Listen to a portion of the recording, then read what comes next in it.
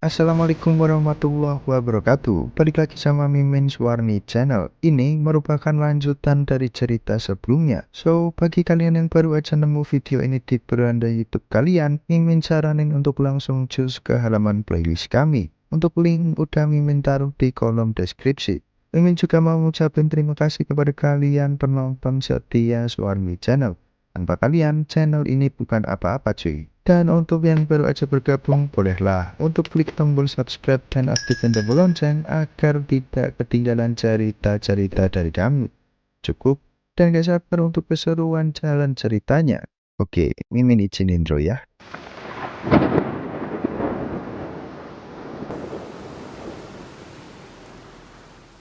Kemarin kita diperlihatkan sambutan hangat Gokudo yang menghampiri markas Taisan sendirian. Namun saat telah selesai dan hendak kembali, ia berpapasan langsung dengan kembaran Ryugasaki atau Dokyung, yaitu Yiso.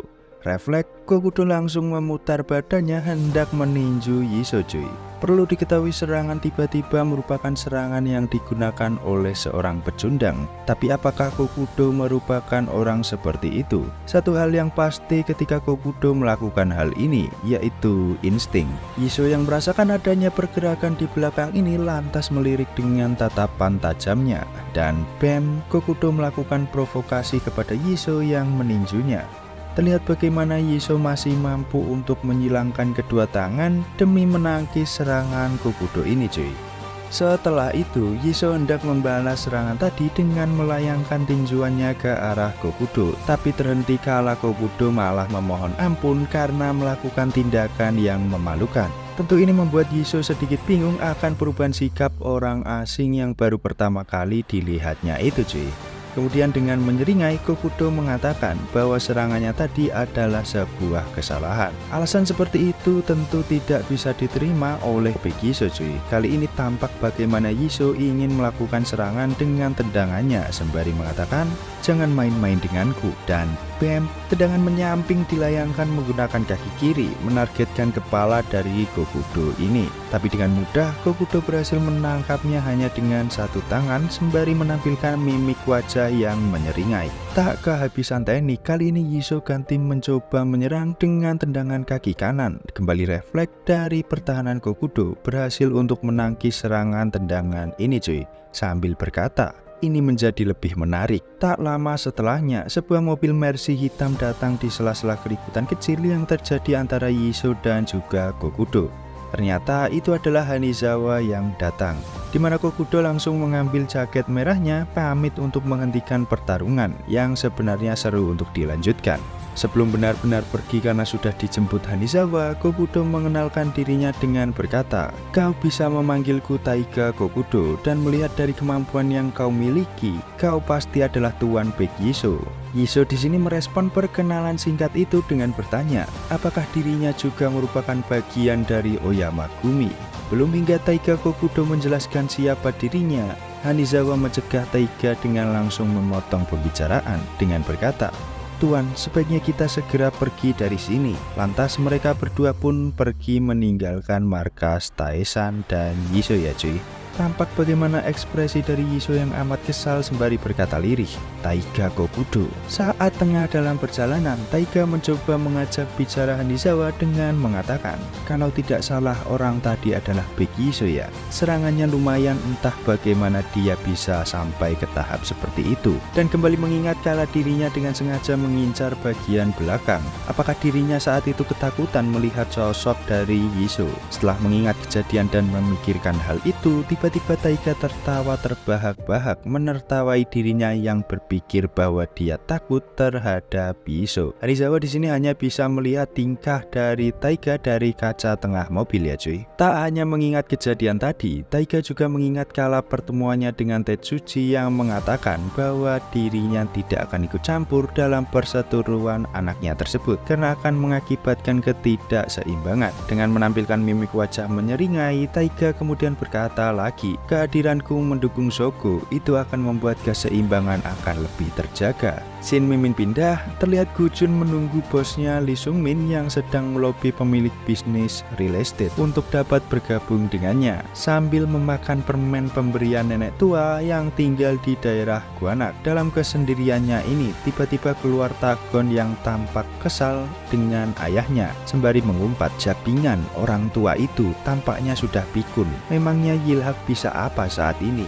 Mendengar celotehan ini, Gu Jun melirik ke arah Tagon ya cuy. Dengan santai, kemudian Tagon duduk di samping Gu Jun sambil membakar rokoknya lantas bertanya, kenapa dirinya menunggu di luar.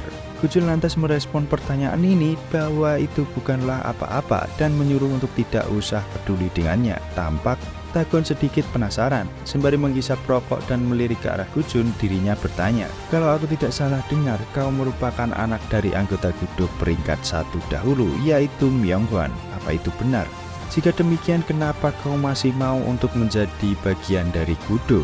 Padahal ayahmu mati saat berada di Yilhak. Mendengar ocehan dari Tagon, Gu Jun sedikit terkejut dengan mata yang menyorot tajam. Tak berhenti, Tagon kali ini mulai menggoda dengan mengatakan, apakah itu karena kau menyukai orang-orangnya atau karena gajinya cukup besar? Merasa tak tahan dengan celotehan dari Tagon, Gu Jun lantas beranjak dari tempat duduknya sembari merespon, dengar ya, mulai sekarang berhentilah membuat ocehan yang membuatku marah. Lantas, Gu Jun berlalu pergi meninggalkan Tagon. Tapi tetap saja Tagon tidak berhenti untuk terus mengoceh ya cuy. Baginya, Gu Jun itu sama sepertinya, yang hanya bisa menurut dengan apa yang diperintahkan. Oleh karena itu juga, Myonghwan mati menggenaskan dengan cara yang seperti itu. Perkataan ini membuat Gu Jun kali ini tak tahan dan sedikit terprovokasi dengan memegang kerah daleman baju dari Tagon ya cuy. Tapi Tagon masih bisa bersikap santai ya cuy dan berkata, aku mengingatnya dengan jelas. Apa kau ingin mendengar ceritaku? Cerita tentang kematian ayahmu. Kita flashback dulu cuy ke masa 13 tahun silam. Tampak seseorang yang sedang menyicipi jajanan kaki lima dan mengatakan, sungguh tidak enak. Apakah orang-orang di daerah ini rela mengeluarkan uangnya demi membeli jajanan seperti ini? Setelah mengecek jajanan tersebut, orang ini mencoba membujuk pipi penjual untuk bekerja sama dengannya. Aku datang jauh-jauh dari Seonam dan punya banyak bisnis di sana, jadi percayalah kepadaku. Tampak pipi ini tidak memperdulikan ocehan dari orang asing yang datang tersebut ya cuy. Tak lama, datang sekelompok orang berpakaian serba putih.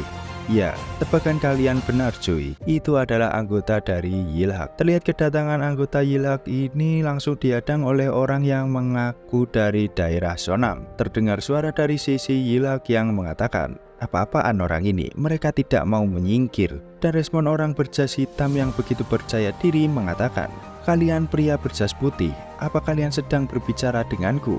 Mendengar respon yang bahkan tidak mengetahui siapa yang sedang dihadapinya, anggota Yilhak sedikit tertawa dengan mengatakan, ternyata kalian memang bukan dari daerah sini. Kau bahkan tidak mengetahui siapa aku. Saat bos dari orang-orang ini sedang menjelaskan keuntungan jika bibit penjual mau untuk bergabung, terlihat di belakang bawahannya sedang dihajar oleh anggota Gudo dari Yilhak. Orang ini lantas menoleh ke arah keributan dan mengatakan, apa-apaan ini? Membuatku kaget saja. Dan kali ini yang sedang dihadapinya adalah Lee Sun Mong, anggota Gudo berperingkat 6. Tampak penampilan yang begitu menawan dengan memakai kacamata. Dengan santai, Lee Sun Mong bertanya kepada orang berpakaian batik sisik ular ini, hei, apa kau yang membawa orang-orang ini? Berani-beraninya kau datang ke wilayah kami. Beritahu aku dari mana kau berasal. Kedatangan dari Lee Sung Mon dan anggota Yilhak yang lain malah membuat bibi penjual ini terlihat cukup marah dengan berteriak, hei Sun, jangan kau buat masalah lagi ya. Dengan menyeringai sambil merangkul orang yang sudah berani masuk wilayahnya, Sun Mong menjawab bibi penjual dengan mengatakan, ayolah Bi, aku tidak boleh membiarkan seorang jabingan seperti ini pergi begitu saja. Tampak pria asing ini sedikit terkejut bahwa yang ia hadapi adalah Lee Sun Mong yang terkenal dari Gudo si pembuat onar. Anak buah dari pria luar daerah ini juga sama terkejutnya kala mendengar yang datang adalah Gudo. Terlihat bagaimana salah satu bawahan menyuruh rekannya untuk tetap tiarap saja, karena di dekatnya juga sudah ada salah satu anggota Gudo juga, yaitu Guangpal. Atau Mimin nyebutnya si rambut merah cuy, yaitu Gudo peringkat ke-7. Setelah itu Sunmong menggoda pipi penjual bahwa yang sebenarnya pembuat onar adalah dia, sembari melirik ke arah Guangpal ya cuy. Tak terima dirinya dituduh si pembuat onar, Guangpal mengelak dengan berkata, "Bisa-bisanya kau menuduhku seperti itu, Yungnim." Di sini Sungmon masih tetap bersikeras bahwa dia bukan sang pembuat onar. Dan kali ini dirinya menjambak rambut pria asing yang sudah berani datang ke wilayah Yilhak. Lihat dari mimik wajah yang ditampilkan, jambakan ini cukup membuatnya sakit. Setelah itu Sunmong menusuk pipi pria ini dengan tusukan sate yang barusan ia makan. Tak tahan akan sakit yang ia rasakan, pria ini lantas memohon ampun dengan mengatakan, "Maafkan aku telah salah, lepaskan." Merasa tak tega, bibi penjual ini lantas memukul Sunmong sembari berkata, "Dasar anak ini, sudah kubilang untuk tidak membuat onar. Jika Jeonho tahu, kau bisa dimarahi." Sunmong dengan sedikit bercanda lantas merespon, "Emangnya aku anak kecil yang masih bisa untuk dimarahin? Lagian kenapa bibi tiba-tiba membicarakan Kak Jeonho?" Tak ingin melewatkan momen ini, si botak mencoba untuk bercanda juga cuy dengan berkata, Kak Jeonho, kenapa kau ada di sini? Bukannya kau sedang dalam misi mengantar tuan muda?" Tentu hal ini membuat Sunmong sedikit panik dengan melirik ke arah si botak. Tapi kemudian si botak melanjutkan perkataannya, tampaknya aku salah lihat." Lanjut, setelah bercanda dengan Sunmong, si botak ini lantas mengatakan, "Tapi Bi, akhir-akhir ini kenapa banyak orang seperti ini di sini?" Si botak yang berkata demikian malah dimarahi oleh bibi penjual. "Dasar, kenapa juga kau tanya kepadaku? Apa kalian ini sudah tua? Bagaimana bisa membiarkan orang-orang ini berkeliaran di sini?" Sembari mencekik leher belakang pria asing ini, si botak meminta maaf dan memberikan sebuah alasan bahwa akhir-akhir ini Presdir dan Gudo sedang sibuk oleh urusan yang lain. Dan bam, si botak menatapkan leher pria ini ke makanan yang tadi telah diejeknya dan bertanya, "Apa tujuanmu hingga repot-repot datang ke wilayah Yilhak?" Pria ini lantas menjawab, "Cuy, sebenarnya ia terpaksa melakukan hal ini karena di daerah Seonam sendiri telah datang sekelompok orang yang mengaku dari rakyat Cina." Mendengar hal ini sedikit membuat si botak, Sunmong, dan juga si rambut merah sedikit terkejut ya cuy. Pria ini lantas melanjutkan perkataannya, "Organisasi kecil yang berada di daerah Incheon perlahan terusir karena perampasan wilayah oleh orang-orang tersebut. Hanya tinggal menunggu waktu saja wilayah ini juga akan menjadi target sergapan oleh Triad. Shin pindah namun dalam masa yang sama." Terlihat bagaimana pria berjas hitam ini sedang menahan rasa sakitnya dan mengatakan, "Japingan, dari mana datangnya orang-orang ini? Sepertinya kita tidak bisa berbuat banyak hingga para Gudo datang." Setelah berkata demikian, seseorang hendak mencoba masuk. "Kalian diamlah di sini, aku akan masuk." Keinginan ini lantas dicegat oleh orang yang tadi telah kalah ya cuy. "Hei kau, memang agak berlebihan, tapi sebaiknya kita tunggu kedatangan bos saja." Mendengar hal ini, orang yang ingin mencoba masuk merespon kembali, "Apa yang barusan kau katakan? Apa itu berarti kau meremehkanku? Apa kau pikir hanya Gudo yang bisa menyelesaikan masalah seperti ini? Lihatlah aku, jika aku berhasil menyingkirkan dia, kalian semua harus menjadi bawahanku." Ternyata orang yang ingin mencoba masuk ini adalah Ryu Taeyong, bos dari Gyeorang. Kala itu dirinya merupakan anggota Yilhak yang masih baru. Terlihat bagaimana Taeyong yang begitu percaya diri dengan melemaskan jari-jari tangannya dan berkata, "Aku beritahu, bagi kalian para pemeran pembantu sebaiknya segera menyingkir." Lantas pria yang duduk ini mulai berdiri menanggapi celotehan Taeyong yang amat percaya diri ini cuy, dengan mengatakan, "Apa kau salah satu anggota dari Gudo?" Di sini Taeyong hanya merespon singkat ya cuy, dengan mengatakan, "Gudo, bukan tuh." Emang dasar si Taeyong ini cuy. Lanjut. Dan tiba-tiba orang ini menyerang dengan goloknya, mencoba melukai Taeyong. Namun karena badannya terlatih saat menjadi seorang petinju, Taeyong masih bisa untuk menghindari serangan cepat ini. Kemudian Taeyong mencoba menyerang balik dengan tinjuannya, tapi masih bisa ditangkis dengan kaki. Di sini jual beli serangan terjadi antara Taeyong dan pria ini. Tampak ayunan tangan pria ini masih mampu ditangkis oleh Taeyong, namun dirinya merasa tidak kuat dan kesakitan akan pukulan keras yang dilayangkan kepadanya. Setelah melakukan serangan, pria ini mengatakan, "Aku tidak punya waktu untuk meladeni orang sepertimu. Segera panggilkan Kudo untuk melawanku." Ternyata orang yang sedang dihadapi oleh Ryu Taehyung adalah Wang Hao semasa muda dulu ya cuy. Tiba-tiba terdengar suara yang mengatakan, "Permisi, bisakah aku lewat?" Terlihat lagi bagaimana Taehyung yang masih belum terima. Dengan kuda-kuda seperti seorang tinju, ia berkata, "Ini belum usai, maju kau dasar jabingan." Dengan cepat Taehyung hendak meninju Wang Hao kembali, namun usahanya ini masih gagal. Wang Hao masih bisa untuk menangkap tinjuan Taehyung dengan tangan kirinya.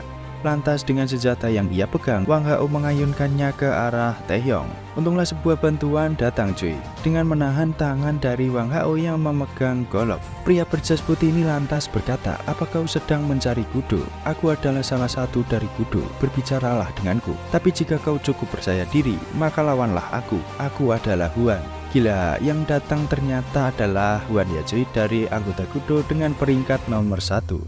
Dan ya mungkin sampai sini dulu Mimin menemani kalian. Tunggu keseruan jalan ceritanya hanya di Suwarni Channel. Akhir kata Mimin pamit undur diri dan jangan lupa minum susu setiap hari.